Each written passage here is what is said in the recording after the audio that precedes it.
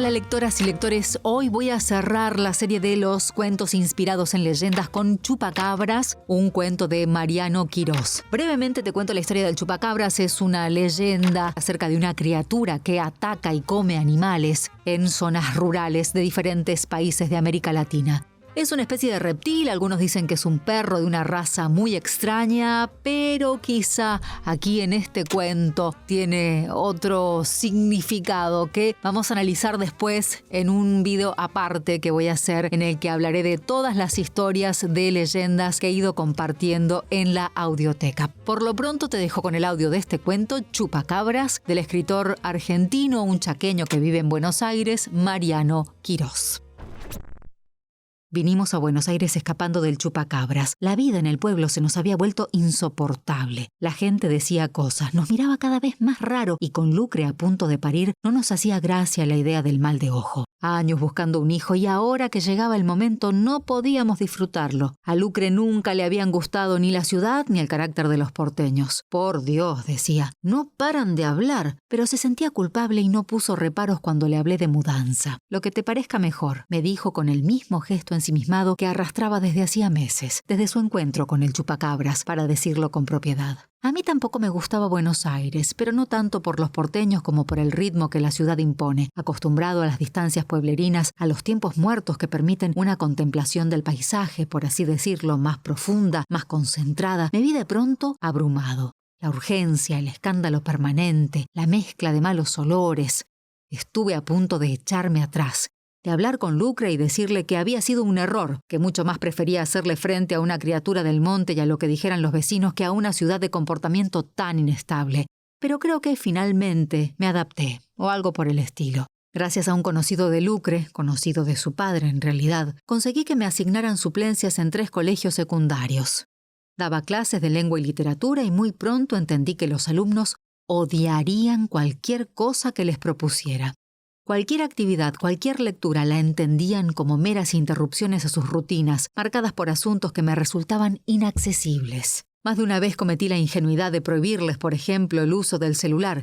Que levantaran la vista les decía que la vida ofrece mucho más que alienación. Así, en vez de optar por la sana indiferencia, no hice más que ganarme el desprecio de cada uno. Lo entendí, o lo terminé de entender, el día que alguien, uno de ellos, tal vez una de ellas, se robó mi propio celular. Por favor, les dije, una vez que acusé el impacto por la ausencia del aparatejo en el bolsillo de mi saco. Por favor, si alguno sabe dónde está, que me avise. Como respuesta obtuve en principio un profundo silencio, pero al cabo de unos segundos pude ver alguna que otra sonrisa socarrona y no pasó mucho que Lili, una gordita de lo más charlatana, empezó a decir que bueno, que tal vez ahora yo aprendería a no meterme donde no me llamaban. Pasé por alto semejante insolencia por la preocupación que me causaba Lucre, sola en casa y sin poder avisarme cualquier contingencia. Después de analizarlo a fondo, decidimos con Lucre que apenas cobrara mi primer sueldo, compraría un nuevo teléfono. No quise armar escándalo en el colegio, que un posible revuelo acabara complicando mi situación laboral. El asunto era Lucre, que con el embarazo en su tramo final no levantaba cabeza. Cada vez que se lo preguntaba me decía que no, que su ánimo era el mejor y que no había problema alguno, pero bastaba que me distrajera, que me apartara apenas para que se sumergiera en un silencio alarmante.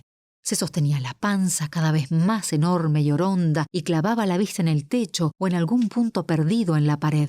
También era evidente el descuido en el aseo, el repentino desinterés por la vestimenta. Le compré flores, un ramito de fresias, lo miró con desdén, le costó encontrar fuerzas para sonreírme. «Están preciosas», dijo, pero noté el hastío en el tono de voz, las ganas de tenerme lejos. A la mañana siguiente, antes de salir rumbo al colegio, encontré el ramo sobre la mesada de la cocina, aplastado por una bolsa de papas. Temí por primera vez que la estela maliciosa del Chupacabras nos hubiera seguido hasta Buenos Aires. A los alumnos de pronto les caía bien. Les gustó que no hiciera denuncias por el tema del celular. Ahora me buscaban charlas, se reían de mi pacatería. Alguno, Roger, un evidente vándalo que usaba buzos con capucha, se atrevió a darme consejos. ¿Qué lugares de la ciudad visitar? ¿En qué barrios había que cuidarse? «Yo te puedo conseguir un arma», me dijo. Me costó convencerlo de que no me hacía falta, que prefería que me roben, incluso que me dieran una paliza antes que usar un arma. Una tarde de aquellas, al final de una clase, Roger y otros 4 me invitaron a tomar una cerveza. Por supuesto les dije que no, que yo era su profesor, no su amigo. Entonces se sumaron Lily, la gordita charlatana, y Blanca Morales, quizá la chica más hermosa de aquel curso, una trigueña que obligaba a mirar el suelo cuando la tenías enfrente. Que los acompañara, me pidió Blanca, que era nomás cosa de unos minutos, como mucho una hora, que así podríamos afianzar la relación alumno-profesor. No lo dijo en esos términos, desde luego usó esa jerga tan traída de los pelos en la que se manejaban ellos. Lo bueno, lo que sentí como un dato positivo fue que entendí casi todo. Aún con la certeza de que cometía un error, acabé por aceptar el convite. Nos instalamos ahí nomás a una cuadra del colegio en un barsucho lleno de malas caras y olor a cucaracha. Como adentro no había mesas ni sillas disponibles, nos acomodamos de pie junto a un gran ventanal sobre la vereda. En la escasa distancia que había entre el kiosco y el colegio, ya podía apreciarse el deterioro en el paisaje, viviendas que no eran más que entramados de chapa y ladrillo a la vista, cúmulos de barro, un cableado excesivo y a todas luces clandestino. Roger y Melgar, otro de los vándalos que tenía por alumno, aparecieron con 2 botellas de cerveza y me apartaron de mi observación. Bebimos directamente del pico. El cansancio y la tensión de las últimas semanas se me fueron aflojando entre trago y trago. Me permití un par de chistes bastante subidos de tono que fueron celebrados por mis alumnos acaso con entusiasmo desmedido, aunque la charlatana Lily se ocupó de aclararme que ahí, en ese lugar, ellos no eran mis alumnos. Íbamos por la botella número 8, las conté bien, al menos hasta donde pude, cuando Blanca me tomó de un brazo y con delicadeza y cierto disimulo me apartó unos metros del resto. ¿Te gusta Buenos Aires?, me preguntó. Me puse nervioso, de pronto sentía calor y contesté con balbuceos. Primero dije que sí, que era una ciudad hermosa, pero de inmediato me puse a hablar del caos urbano, de contaminación ambiental, del peligro en las calles, cosas en las que no creía del todo. Blanca me contestó con una sonrisa y me rozó una mano con sus dedos suaves. Fue apenas eso, un roce, que alcanzó para que un cosquilleo me recorriera la columna de arriba abajo, ida y vuelta. «Tenés que tranquilizarte», dijo después, la voz melosa y un poco juguetona. «Si está todo bien». Miré la hora en mi reloj, las 7 de la tarde. A esa hora yo debería estar llegando a casa, pero entonces apareció Roger, aunque ya no con cerveza. «¿Te animás con una jarra loca?», me preguntó. Fue al segundo sorbo, porque me prometí que no serían tragos, sino apenas sorbos, que empecé a hablar del chupacabras. Roger no había querido decirme en qué consistía su jarra loca, pero por el color y el aroma le adiviné algún vino de mala calidad rebajado con jugos y aumentado vaya uno a saber con qué. «El chiste es tomar», dijo Roger. «Lo que hay adentro no importa». El asunto es que fuese lo que fuese aquello que acompañaba al vino le daba un sabor tramposo. Demasiado dulce, más bien grotesco. Tuve en principio muchas ganas de dormir, de echarme aunque más no sea una cabeceadita. Hasta me vino la ocurrencia de pedirle a alguno, a Roger, a Blanca, a cualquiera, que me hiciera una guardia mínima mientras me daba ese gusto. Pero bastó que Blanca me preguntara por qué, si la pasaba tan mal en Buenos Aires, me había instalado en la ciudad.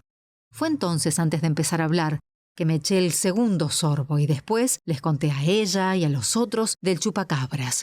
Se los conté al detalle. ¿Qué se decía en el pueblo? Que un chupacabras estaba comiendo el ganado, que era el chupacabras una mezcla de hombre, pero de un hombre borracho con zorro, un engendro que caminaba sobre sus 2 patas traseras, que habían aparecido unos cuantos terneros destrozados en los campos. En algún momento alguien habló de ajustes de cuentas entre estancieros, pero al cabo fueron apareciendo testigos que decían haber visto a la criatura en los alrededores. Tanto así que se armaron patrullas de paisanos que andaban al acecho detrás del chupacabras. Les conté además de Lucre, que salía todas las tardes a correr por el parque que cruza el pueblo, un parque precioso, espeso, cubierto de árboles. Se escucha estridente el canto de los pájaros, un poco más suave allá abajo el andar del río y en las tardes de verano el alarido de las chicharras, que quizá fueron aquellos ruidos, dije, los que camuflaron los gritos de Lucre. Al menos eso había dicho ella, que gritó. Después vinieron las noches sin dormir, la mirada perdida, las pocas ganas de ver gente y, por último, el embarazo. Una carcajada de la gorda Lily cortó mi relato. Miré la hora, casi eran las 10 de la noche. Me pasé una mano por la cara como para despabilarme y, sin decir adiós, emprendí el regreso a mi casa. Llegué justo a tiempo para el último subte. Agradecí el andén semivacío, que no hubiera nadie para verme en ese estado. Me recosté en la pared y desde allí fui siguiendo con la mirada el camino de las vías, cómo se perdían las vías en el boquete que escupe los trenes. Fue cosa de un segundo, quizá menos, un simple ramalazo de luz, pero cuando alcé la vista de las vías, me topé de frente con la cara enloquecida del chupacabras. No hay manera, me dije, de escapar de criatura semejante. Pensé en Lucre y en el futuro que se nos venía encima. La ciudad, un hijo. Era imprescindible que comprara urgente un celular. Chupacabras, Mariano Quirós.